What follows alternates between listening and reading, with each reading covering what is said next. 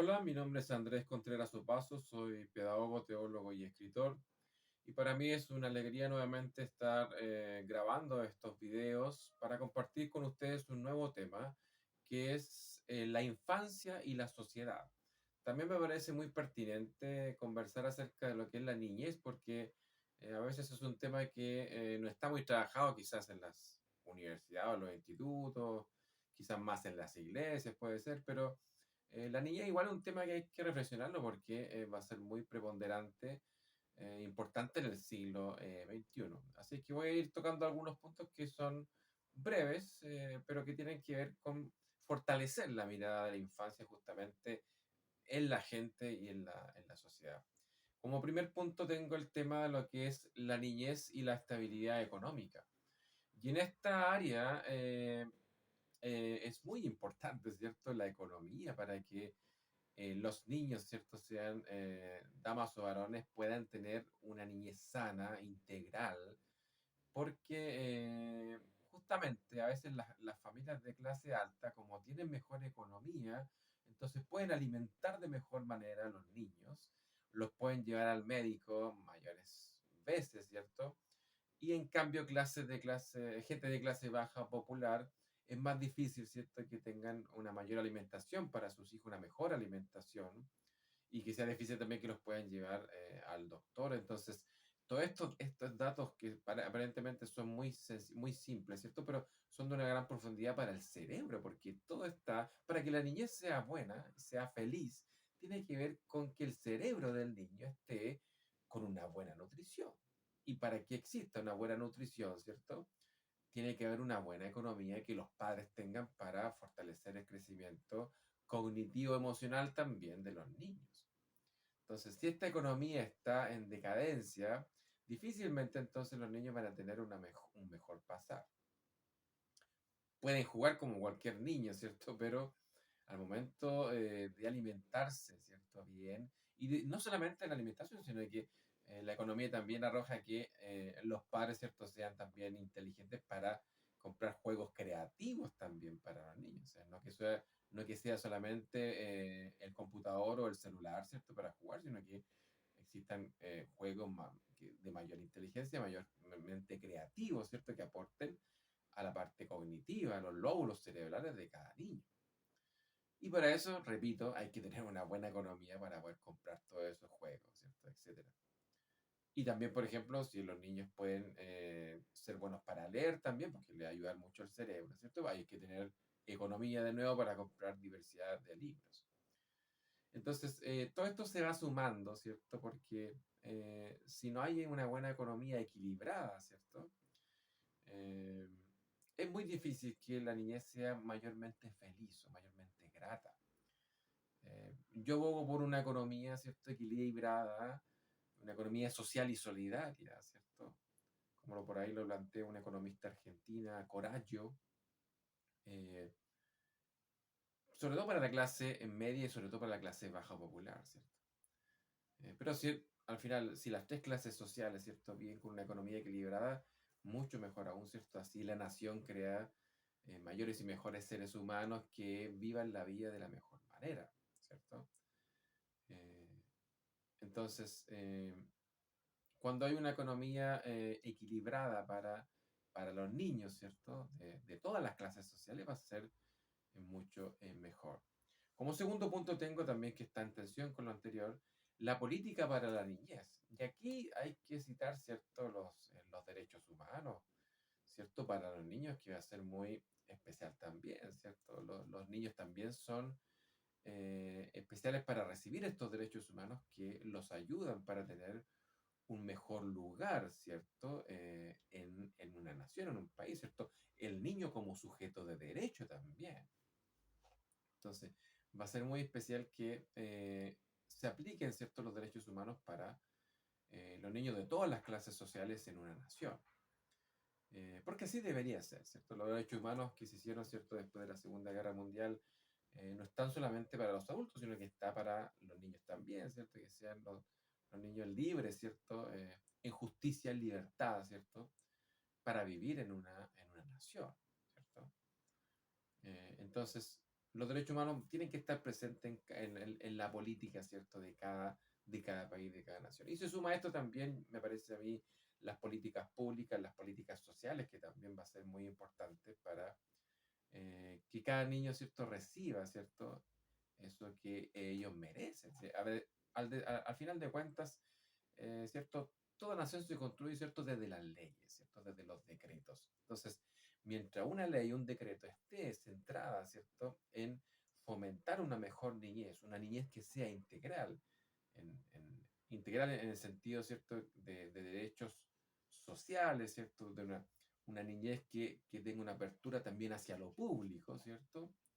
Que la mirada política, económica y social esté, ¿cierto?, sobre la niñez para ayudar a cada niño, ¿cierto? Sea dama o varón, o sea también de alguna forma cercana, ¿cierto?, la mirada también ya adolescente, creciendo, ¿cierto?, en la comunidad LGBTIQ+, ¿cierto? Es totalmente justo eso también.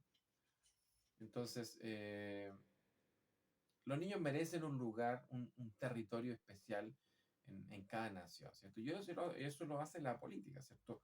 Lo político como construcción, ¿cierto? Tiene que estar cercano a que los niños puedan vivir bien y sean libres en cada nación, ¿cierto? Entonces, que sean merecedores de todas las leyes y decretos que los ayuden a fomentar una vida integral. Y vuelvo a esta mirada del cerebro, ¿cierto? De lo cognitivo, porque eso es centrar en los niños, ¿cierto? Eh, para que los niños se enfermen menos, ¿cierto? Necesitamos una buena economía para alimentarnos mejor, para quizá ir menos veces al doctor y dar los fármacos adecuados para cada niño. Entonces, lo político, ¿cierto? Va a ser muy preponderante para cada niño, ¿cierto? Eh, independiente de qué clase social venga, ¿cierto? Lo político y la política tienen que estar para todas las clases sociales, ¿cierto? Las leyes tienen que ser holísticas, los decretos tienen que ser holísticos, ¿cierto? Pensados para el ciudadano chileno, o también incluso para niños migrantes que lleguen a Chile, ¿cierto? Y que merezcan también un lugar también territorial en Chile, ¿cierto? Entonces, hay que tener esta apertura, ¿cierto? Para las diferentes situaciones, ¿cierto? Niños incluso que tengan necesidades educativas especiales, ¿cierto? Políticas que ayuden, ¿cierto? Como este famoso por ahí decreto 170. Entonces, todo esto, todo apunta hacia esa ley, ¿cierto? Incluso ahora que estamos en los temas de la constitución en nuestro país de Chile, eh, constituciones, ¿cierto?, que también hablen de fortalecer, ¿cierto?, al niño como ciudadano, como sujeto de derecho también. Eso va a ser muy importante, ¿cierto? Entonces, vuelvo a repetir, no pensemos que los adultos, los jóvenes merecen toda la apertura, ¿cierto? No, sino que los niños también merecen un lugar, ¿cierto? Y no pensar de que el niño no es inteligente, es un error. Y los niños son muy inteligentes, ¿cierto? Viven su edad, viven su juego. eh, entonces tienen mucha inteligencia, ¿cierto? Para aportar y para ayudar también a lo que es el contexto familiar. Otro punto que tengo acá importante es justamente la niñez en la familia. Y aquí también hay que pensar de los distintos tipos de familias también que hay, ¿cierto? Familias que quizás que vienen por un lado de la comunidad LGBTIQ+, familia donde hay un niño, una niña y vive con el tío, o un niño con la abuela. Es decir, no todos en el siglo XXI ya, no todas son familias nucleares, como se hablaba un poco, planteaban los psicólogos en el siglo XX, ¿cierto? Donde están papá, mamá e hijos. No están así ahora. Entonces, la familia está diversificada. Y por ahí también en algunos videos atrás yo estuve reflexionando en torno al tema también de la familia. Eh, entonces, hay que tener presente que el niño en la familia es muy importante, ¿cierto? Y uno piensa que es cierto que en las familias también hay una ética o una moral importante, equilibrada, que va a cuidar a los niños también, ¿cierto? Pero no todas las familias tampoco son así. Entonces, uno hay que ponerse en todos los casos, ¿cierto? Porque pueden que haber situaciones, ejemplos de niños que sufren, ¿cierto? En la familia, ¿cierto? Porque la familia carece de esta mirada más integral de amor, ¿cierto? de una ética distinta para cada niño, ¿cierto? Entonces, eh, estos temas del estrés, ¿cierto? De los problemas laborales, de la falta de trabajo, en los padres, todo eso ayuda justamente a que un poco, a que en la familia eh, eh, haya muchos problemas, ¿cierto? Económicos incluso también. Entonces eso va a afectar a la enseñanza, el aprendizaje de los niños también, ¿cierto?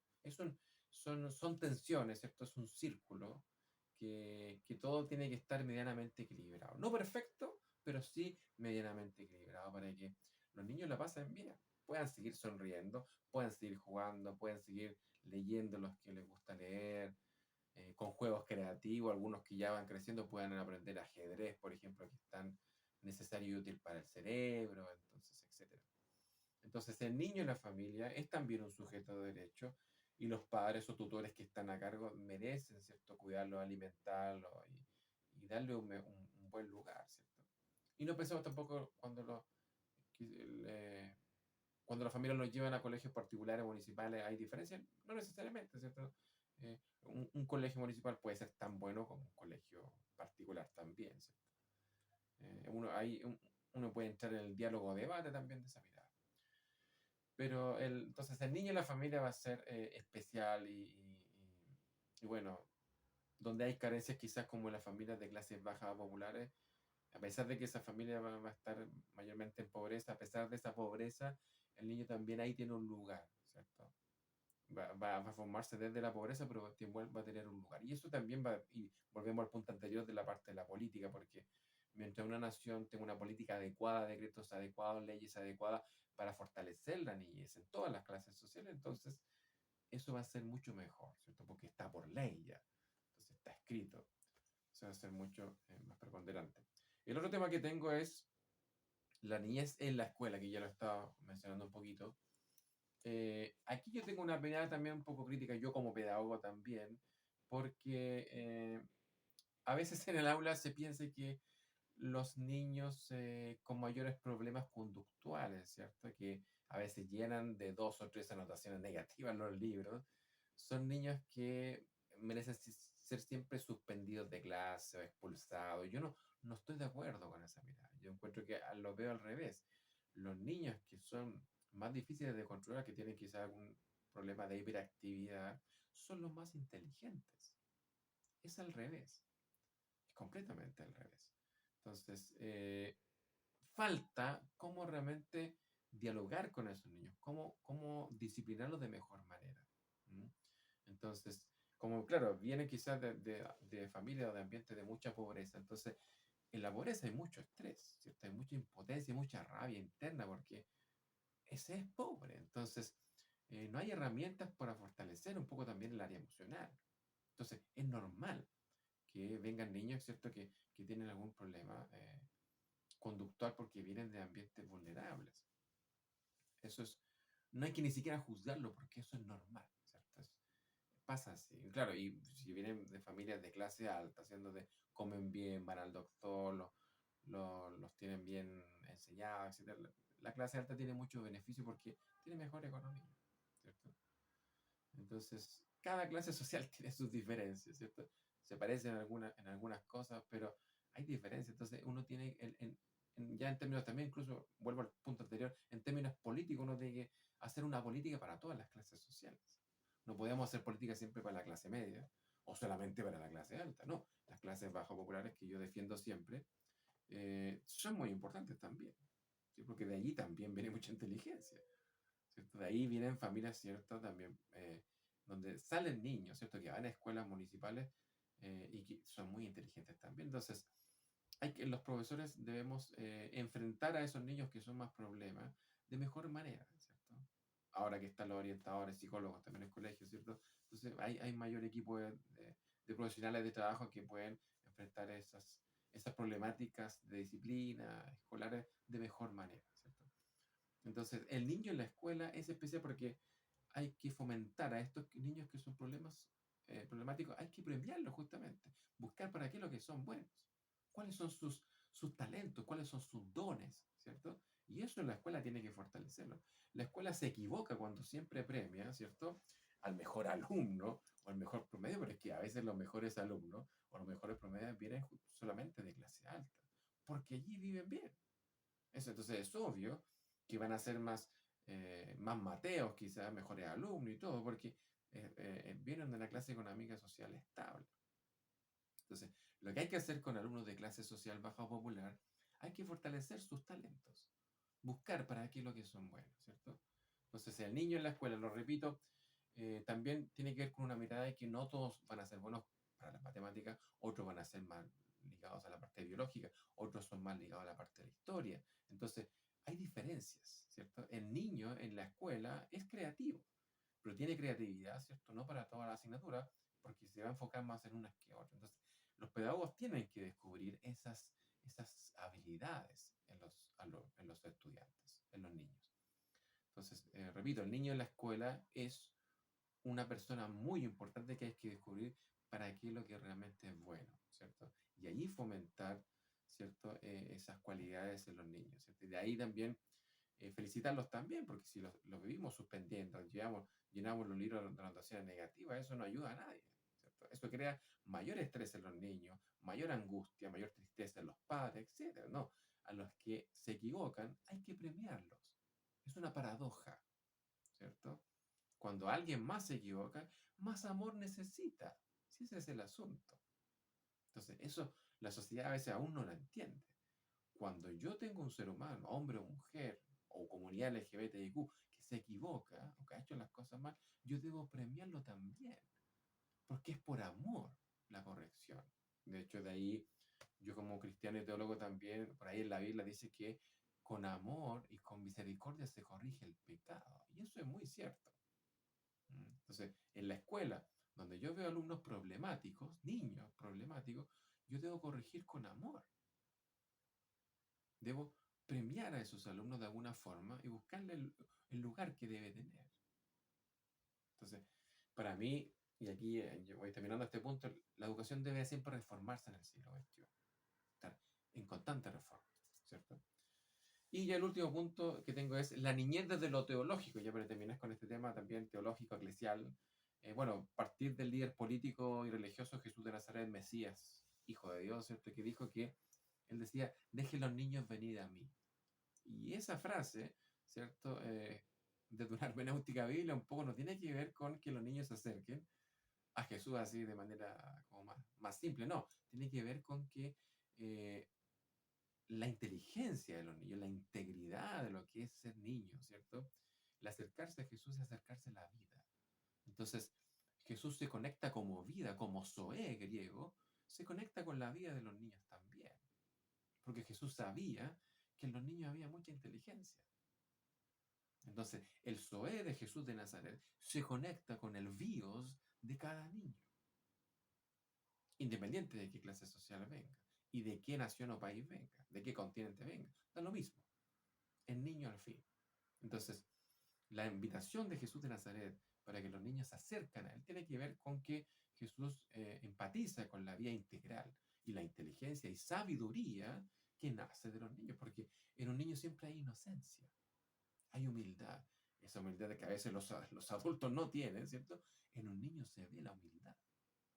Y eso hay que rescatarlo y respetarlo también. Entonces, ese era Jesús de Nazaret, el Hijo de Dios. Y bueno, de la mirada también más teológica, la teología un poco quiere construir que los niños también tienen una oportunidad dentro de una sociedad también apoyados por los derechos humanos, ¿cierto? Apoyados por políticas públicas eh, buenas, ¿cierto? Equilibradas. Ya lo habíamos dicho en puntos anteriores. Entonces, lo teológico como construcción también de acercamiento a la niñez va a ser que esto divino, ¿cierto? Esto sagrado que baja a la humanidad a través de Jesús de Nazaret, quiere darle real importancia, ¿cierto? Preponderancia a la niñez porque la niñez también es un reflejo de lo divino también, ¿cierto? Aunque existan niños que sean ateos, no importa, los niños son un reflejo también de lo divino. Así como yo lo he dicho en otros videos que la pobreza es un lugar teológico y la pobreza también es un rostro de lo divino, así también la niñez es un rostro de lo divino también. Entonces eso hay que mirarlo con cuidado. Si esta reflexión mía teológica que estoy haciendo es así, entonces la niñez merece el mayor respeto posible. Cuando se daña a un niño, se está dañando a Dios mismo. Cuidado con eso. Cuidado con dañar a la niñez porque se daña lo divino. Se daña a la humildad, sencillez, ¿cierto? Que lo divino también representa. Entonces hay que tener mucho cuidado.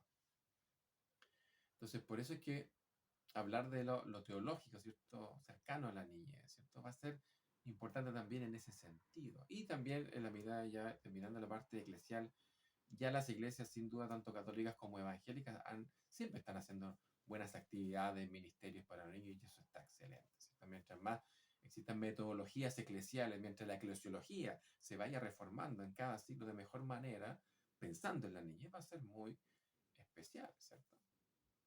Misas que quizás estén contextualizadas para la niñez, ¿cierto? Cultos evangélicos que estén pensados para la niñez va a ser muy especial. Mientras libros cristianos que salgan, ¿cierto? Que se publiquen en torno a cómo mejorar la apertura, a fortalecer la niñez, va a ser mucho mejor.